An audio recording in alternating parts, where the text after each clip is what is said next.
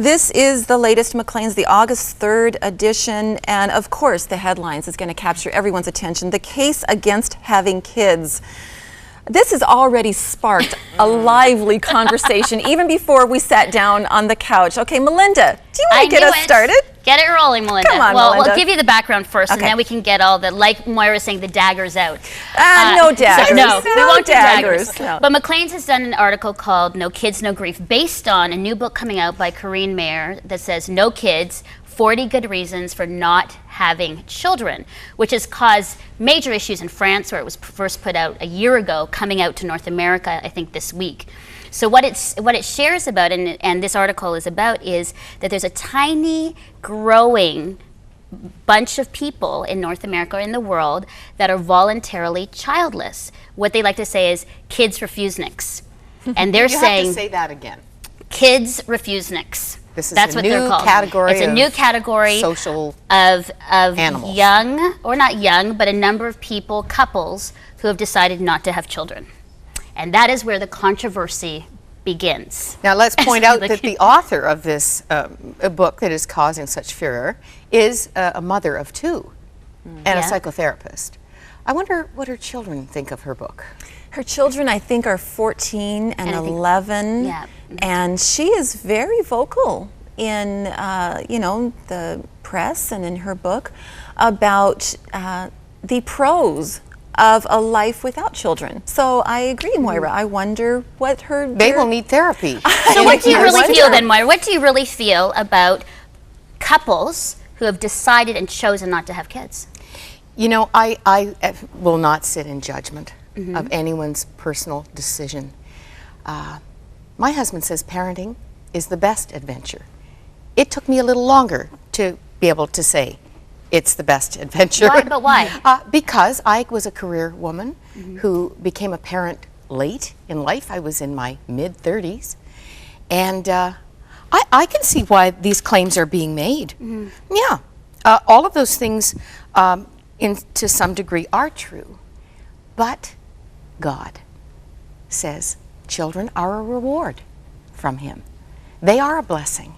And I am a different person today.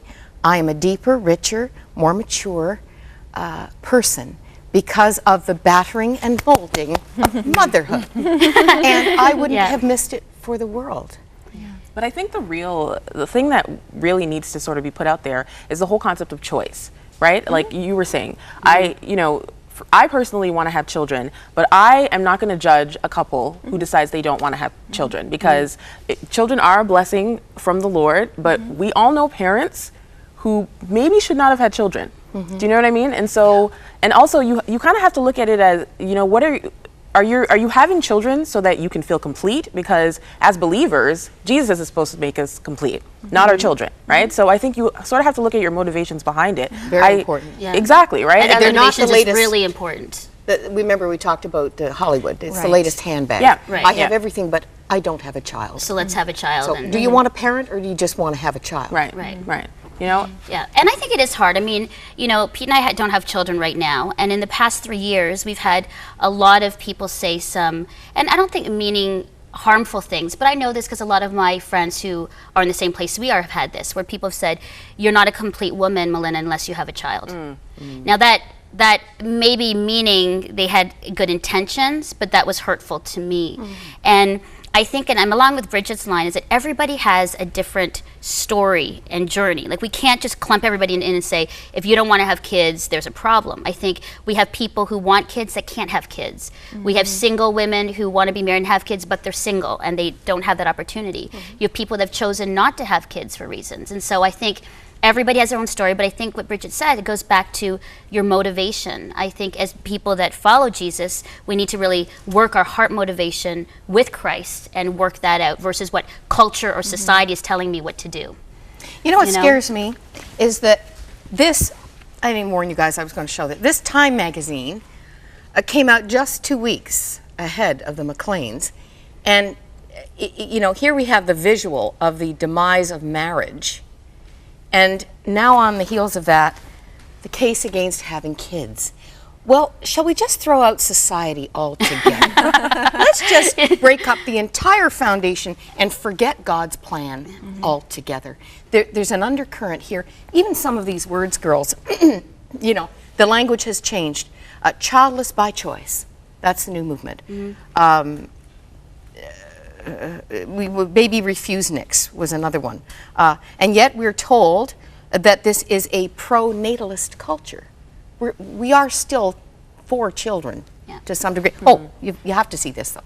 Okay. This concept goes back over 30 years. I've had this little postcard for over 30 years. Take a look at this. This is not my idea or philosophy. But Try rental children. Thinking of raising a love family. Now, let me read the fine print for you. Real live kids delivered to your door. Thousands of models, sizes, and colors. Great for company picnics. Visit our showroom or send for our fall color catalog. I think the person that dreamed this up was a little dubious of jumping into the parenting adventure. Well, I know the author of this particular article in Maclean's said that she and her husband decided not to have children after witnessing a friend and their 3 children and all of the trials and tribulations of raising children. And so she and her husband said, you know what, we don't want any of that.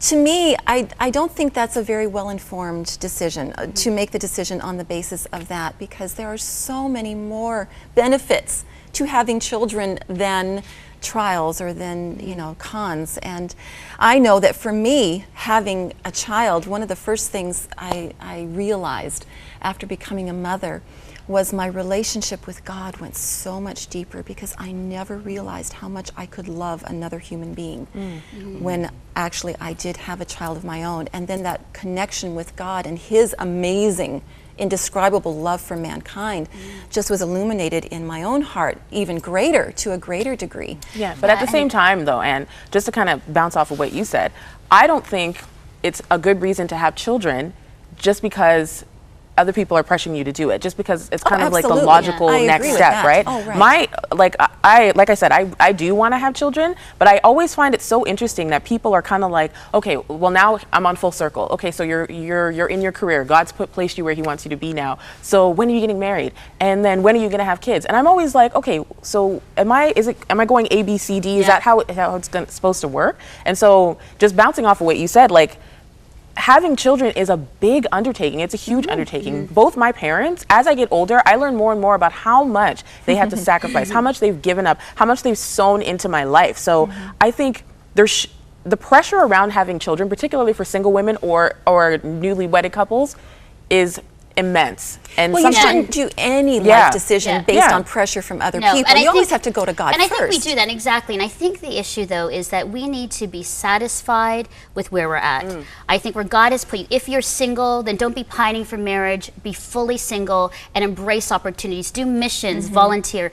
If you're married without kids and have chosen that, then you know what I would say? There are thousands of kids that need adoption in Canada. Absolutely. Adopt a child if you don't want your own, or volunteer and help, be a mentor, big brother, big sister. If you're married, then please be the best parents to kids, because we see the repercussions of parents that are not good parents in our culture. And so I think that's what's important. You know, we say, God help us every day to be happy and content in the places that we're at. In the place